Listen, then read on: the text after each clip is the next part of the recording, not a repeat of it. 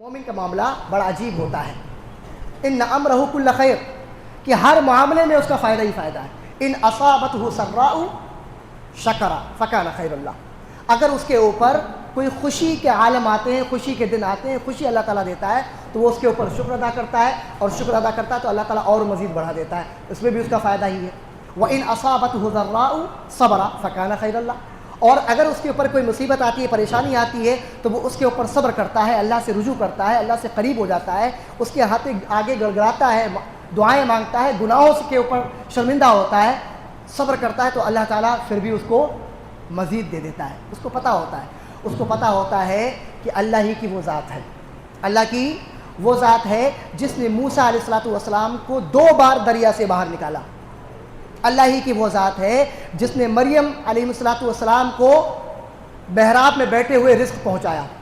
اللہ ہی کی وہ ذات ہے جس نے یونس کو سمندر کی تہوں میں مچھلی کے پیٹ کے اندر رزق بھی پہنچایا اور ان کی دعا کو بھی قبول کیا.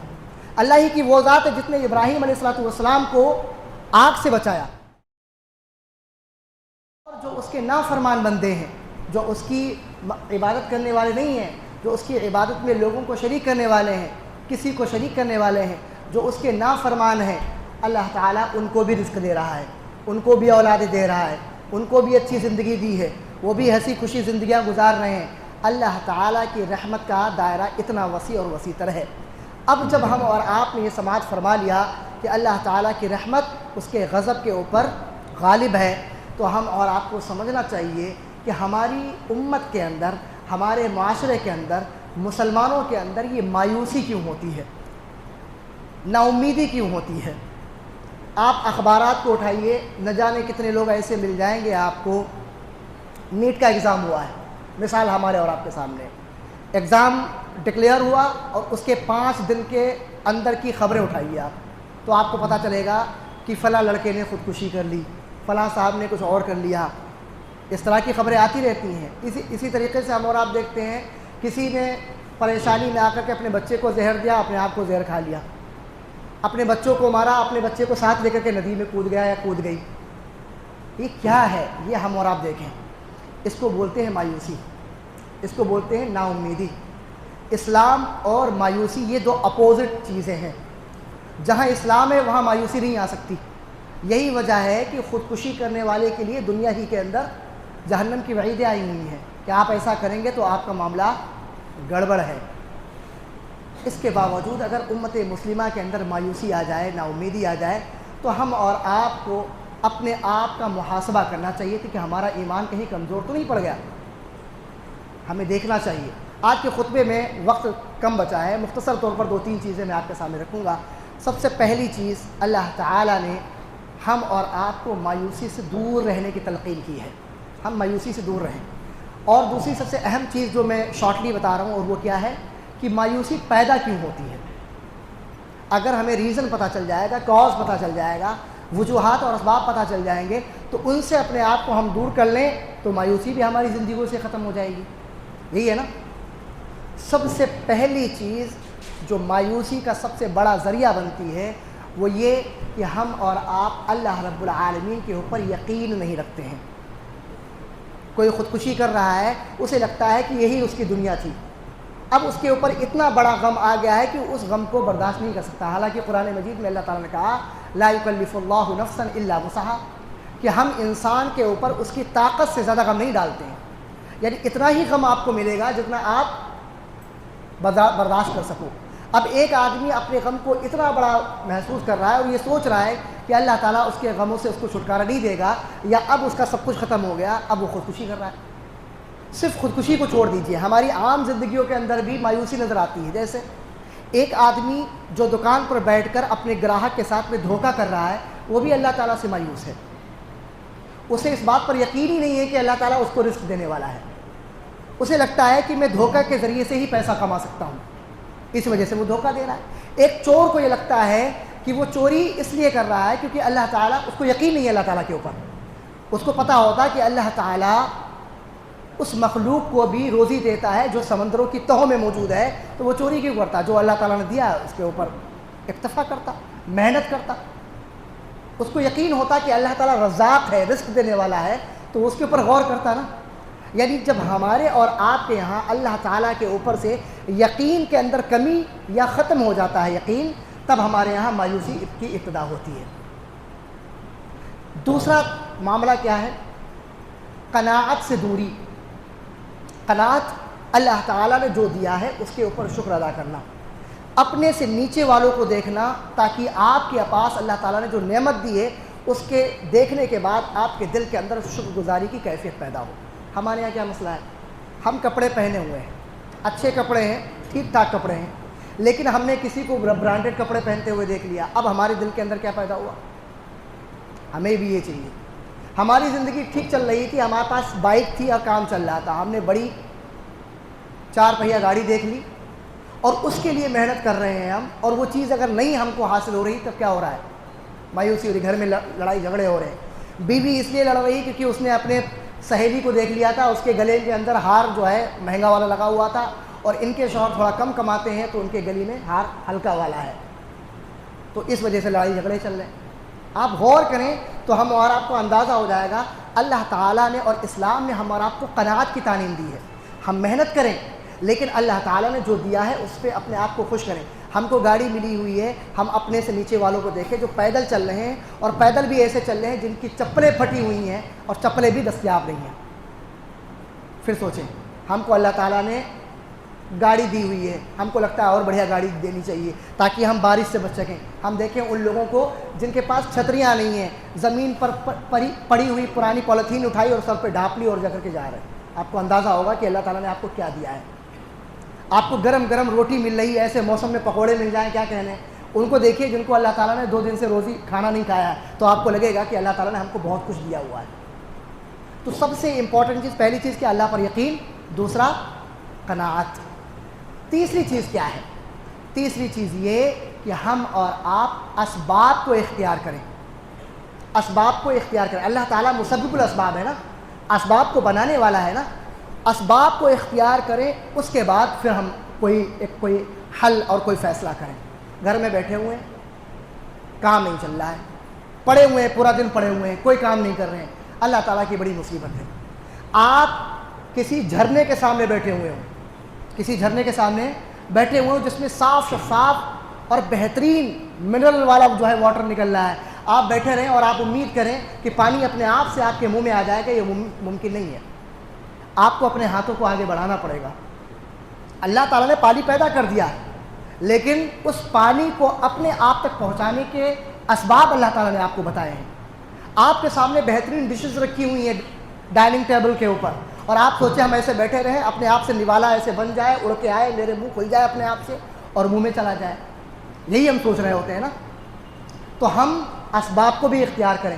مسبب الاسباب اللہ تعالیٰ ہے، اسباب کو اختیار کریں، اس کے بعد اللہ تعالیٰ کے اوپر چھوڑ دیں۔ پھر یہ سوچیں کہ اللہ تعالیٰ نے تقدیر میں کچھ لکھا ہوگا۔ اگلا پوائنٹ یہی ہے کہ ہم اور آپ اراکین اسلام 5 ہیں، 5 اراکین اسلام ہے نا، 5 پلرس آف اسلام ہے، اور ایمان کے اراکین کتنے ہیں؟ 6 ہیں۔ ان میں سے ایک پارٹ کون سا ہے؟ اللہ تعالیٰ کی اچھی اور بری تقدیر کے اوپر ایمان لانا۔ ہم محنت کریں، اسباب کو اختیار کریں، اللہ تعالیٰ کے اوپر کامل یقین کریں، سب کچھ کریں، اور اس کے بعد جو مل جائے اس کو اللہ تعالیٰ کے اوپر چھوڑ دیں کہ اللہ تعالیٰ نے شاید اتنا ہی ہماری زندگی میں لکھا تھا۔ پھر آپ دیکھیں کہ اللہ تعالیٰ آپ کو زندگی کتنی آسان لگے گی انشاءاللہ۔ اتنا اختیار کریں۔ اسی طریقے سے اگلا پوائنٹ کیا ہے؟ اگلا پوائنٹ یہ ہے کہ ہم اور آپ قرآن کے قریب جائیں۔ اور اس سے پہلے ایک چیز اور جو بہت زیادہ عام ہو چکی ہے، وہ کیا ہے؟ ہم ایسے لوگوں کے فرینڈ سرکل سے اپنے آپ کو باہر نکالیں جو آلریڈی مایوس ہو چکے ہیں۔ آپ گئے ان کے سامنے اپنی مصیبت رکھی، آپ نے مصیبت رکھی، وہ 4 بیٹھے، انہوں نے اس سے بڑی مصیبت آپ کو بتا دی۔ ابے تمہارے اوپر کیا تھا؟ تمہارے اوپر تو اینٹ گری، ہمارے اوپر پوری چھت گر گئی ہے۔ سمجھایا آپ کو؟ آپ تو چلو پر پانی میں ڈوبے، ہم پوری ندی میں ڈوب گئے ہیں۔ یہ مایوس لوگوں سے دور رہیں، جن کے اندر موٹیویشن ہو کہ 4 ایسے دوست ہیں کہ جب آپ پریشانی میں آئیں گے تو وہ آپ کو دلاسا دیں گے، ارے بھائی کوئی بات نہیں ہے، ہمارے اوپر یہ مصیبت آئی تھی، ہم بھی پریشانی میں تھے، ہم نے اللہ تک کی جو ہے قربت حاصل کی، نمازوں کا اہتمام کیا، اپنے بچے کہتے تھے کہ ابا اسکول میں فلاں اسکول میں ہم کو جانا ہے، اچھا سا یونیفارم جہاں ہونا چاہیے. بچے ہم مارکیٹ میں لے کر کے جا رہے ہیں, بچے کہہ رہے ہیں ابا یہ کھلونا دلا دو. ہماری اوقات نہیں تھی کہ کھلونا دلاتے. ہم نے بچے کو تعلیم دی, بیٹا اللہ تعالیٰ سے دعا کرو, اللہ تعالیٰ ہمیں پیسہ دے, پھر یہ والا کھلونا بھی تمہارا آ جائے گا. اس بار امتحان میں پاس ہوئے تو سائیکل بھی آپ کی ہو جائے گی. یہ ہر لڑکے کا خواب ہوتا ہے کہ سائیکل مل جائے, بچپن میں ہوتا ہے نا, تو یہ سائیکل مل جائے گی. اب بچے بھی نماز پڑھ رہے ہیں, بیوی بھی نماز پڑھ رہی ہے, اللہ تعالیٰ نے وہ مصیبت کے بادل ختم کر دیے. آج ہمارا بچہ جس کھلونے کے اوپر ہاتھ رکھتا ہے, اگر وہ جائز ہے تو ہم اس کو دلوا دیتے ہیں. ایسا کوئی دوست اور ایسا فرینڈ سرکل ہو جو آپ کو سمجھائے کہ اللہ تعالیٰ سے دور نہیں ہونا ہے آپ کو, آپ اللہ سے آپ نے رجوع کرو, اللہ تعالیٰ دے گا انشاءاللہ. اللہ تعالیٰ اگر دے دے تو اس کے خزانوں میں کمی تھوڑی نہ ہونے والی ہے, اور اللہ تعالیٰ تو کہہ رہا ہے کہ آپ مانگو ہم آپ کو دیں گے. تو ایک ایسا سرکل جو آپ کو اسلامی پوائنٹ آف ویو سے موٹیویٹ کرے, بتائے کہ آپ مایوس نہ ہوں. ابھی زندگی اتنی ہے, لمبی ہے غم کی شام, مگر شام ہی تو ہے نا. شام لمبی ہے لیکن شام ختم بھی تو ہوتی ہے. رات کی تاریکی ہے, تاریکی سے ڈر رہے ہیں, مصیبت ہے, پریشانی ہے, لیکن رات کی تاریکی کے بعد صبح بھی تو آتی ہے. اس بات پر یقین کریں. اور اگلا پوائنٹ کیا ہے؟ قرآن اور حدیث سے قریب ہو جائیں. نبی صلی اللہ علیہ وسلم کی سیرت کو پڑھیں, صحابہ کرام کی سیرت کو پڑھیں. یہ 4 پوائنٹس اپنے پاس رکھیں. یہ جو اگلا پوائنٹ ہے اس میں 4 ہے, قرآن اور حدیث, نبی صلی اللہ علیہ وسلم کی سیرت اور صحابہ کی سیرت. 4 چیزوں کو اپنے سامنے رکھیں. اللہ کی قسم مایوسی آپ کے پاس پھٹکے گی نہیں, دور رہیں گے آپ مایوسی سے. قرآن و حدیث پڑھنے والے جو قرآن و حدیث کو جانتے ہیں, پڑھتے ہیں, اور ان کی زندگی کا حصہ ہے. جو قرآن صبح کی آنکھ کھلی اور انہوں نے اپنی زندگی میں ایک نظام الاوقات ترتیب دیا ہے, شیڈول بنایا ہے کہ 2 ہی لائن پڑھیں گے لیکن ترجمے کے ساتھ میں پڑھیں گے. یا فجر ایسی مسجد میں نماز پڑھنے جائیں گے جہاں فجر کے بعد میں 5 منٹ کا 10 منٹ کا درس ہوتا ہے. اگر نہیں ہوتا ہے تو امام صاحب سے درخواست کریں گے کہ امام صاحب اگر 5 منٹ کا درس ہو جائے تو مزہ آ جائے گا. اتنی زیادہ اللہ تعالیٰ نے موٹیویشن قرآن مجید میں رکھا ہوا ہے کہ ہم اور آپ کو اندازہ بھی نہیں ہے. اتنا زیادہ موٹیویٹ, ہم الٹے سیدھے ایرے وغیرہ موٹیویشنل اسپیکرز کو سنتے رہتے ہیں نا. قرآن پڑھ کے دیکھیے, آپ کو دنیا کے سارے موٹیویشنل اسپیکر ان کی باتیں پھیکی لگیں گی آپ کو. اتنا بہترین موٹیویشن اللہ تعالیٰ ہم اور آپ کو کرتا ہے. ہم غور کریں گے تو پتہ چلے گا.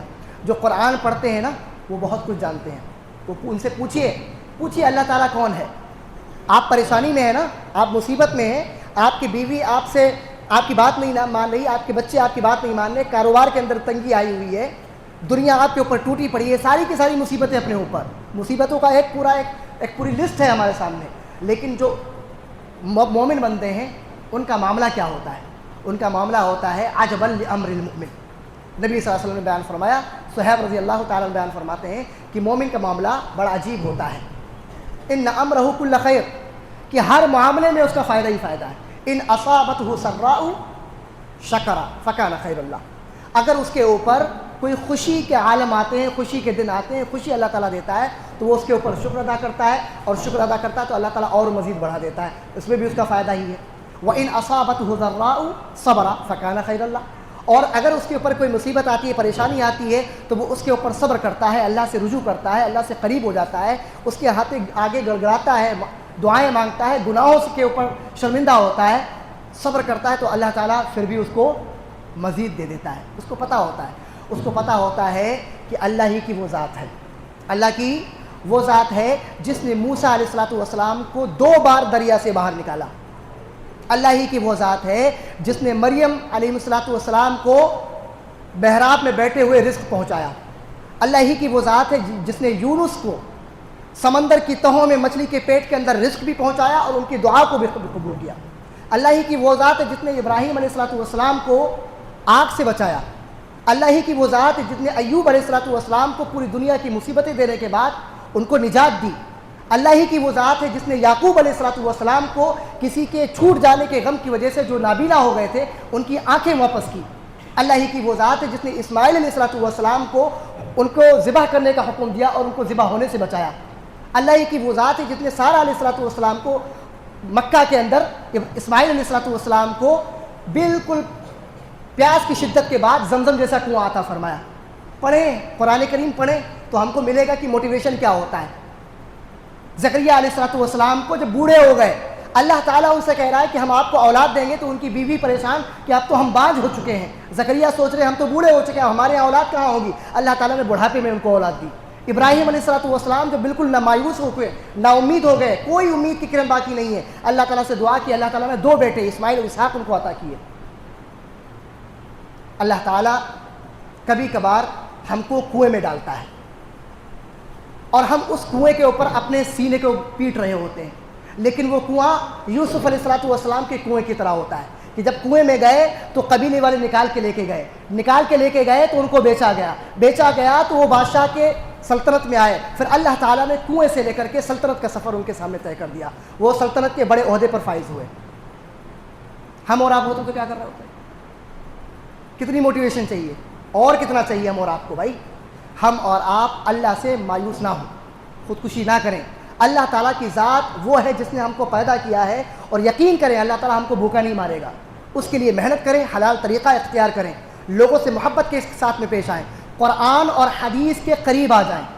سب سے امپورٹنٹ چیز ہے قرآن اور حدیث کے قریب آ جائیں، نبی صلی اللہ علیہ وسلم کی سیرت کو پڑھیں، صحابہ کرام کی سیرت کو پڑھیں، اور ہر وہ چیز چاہے وہ کیسی ہی کیوں نہ ہو، اگر آپ کا اللہ کے اوپر یقین کو پختہ کرنے سے روکتی ہے، اگر آپ کا یقین ہلکا کر دیتی ہے اللہ کے اوپر سے، تو ہر اس چیز کو چھوڑ دیں چاہے وہ کچھ بھی ہو۔ ہمارے یہاں کیا ہوتا ہے، نماز پڑھیں گے نہیں، کچھ بھی نہیں کریں گے، قرآن کبھی نہیں پڑھا ہے، پریشانی آئی امام صاحب تعویذ بنا دو۔ ہمارے یہاں ہوتا ہے نا، کبھی پوری زندگی اس نے نماز نہیں پڑھی ہوگی لیکن تعویذ لٹکایا ہوا، گمراہ پاک ناپاک، اس میں کیا لکھا ہوا ہے؟ سوال ہے میرا، کیا لکھا ہوا ہے؟ اگر قرآن لکھی ہوئی ہے تو آپ پخانے میں بھی جا رہے ہو، پاک بھی ہو ناپاک بھی ہو، تب بھی غلط ہوا، لاجکلی سمجھو۔ اور اگر غلط لکھا ہوا ہے تو وہ غیر شرعی رقیہ ہے، وہ بھی حرام ہے، جائز ہی نہیں ہے ہمارے یہاں۔ قرآن پڑھیں، اللہ تعالیٰ سے دعا کریں، اللہ تعالیٰ سے قربت حاصل کریں، اور اللہ تعالیٰ سے مانگیں۔ اللہ تعالیٰ نے فرمایا ربکم ادعونی استجب لکم، اے لوگو تم مجھ سے مانگو میں تمہاری دعا کو قبول فرماؤں گا۔ قل یا عبادی الذین اسرفوا علی انفسہم لا تقنطوا من رحمت اللہ، اے وہ لوگوں جو میرے بندوں ہوں جنہوں نے اپنے اوپر ظلم کیا ہے، آپ مایوس مت ہو، اللہ تعالیٰ کی رحمت بہت وسیع ہے۔ فرمایا وَمَن يَقْنَطُ مِن رَحْمَتِ رَبِّهِ إِلَّا الضَّالُّونَ، اللہ تعالیٰ کی رحمت سے مایوس وہ لوگ ہوتے ہیں جو گمراہ ہیں۔ اب ہم اور آپ سوال کریں اپنے آپ سے کہ ہم اللہ کے بندے ہیں یا اللہ کے گمراہ بندے ہیں؟ ہم اللہ تعالیٰ کے فرما بردار بندے ہیں یا اللہ کے نافرمان بندے ہیں؟ ہم اپنے آپ سے سوال کریں تو ہم کو انشاءاللہ جواب مل جائے گا۔ اللہ تعالیٰ سے دعا ہے کہ اللہ تعالیٰ ہم تمام کے تمام لوگوں کی زندگیوں کے اندر جو مایوسی آئی ہوئی ہے اس کو ہماری زندگیوں سے دور کر دے، ہمارے بچوں کے اندر صحیح اسلامی تربیت کی توفیق عطا فرما۔ سبحان ربک رب العزت عما یصفون وسلام علی المرسلین والحمد للہ رب العالمین۔ السلام علیکم۔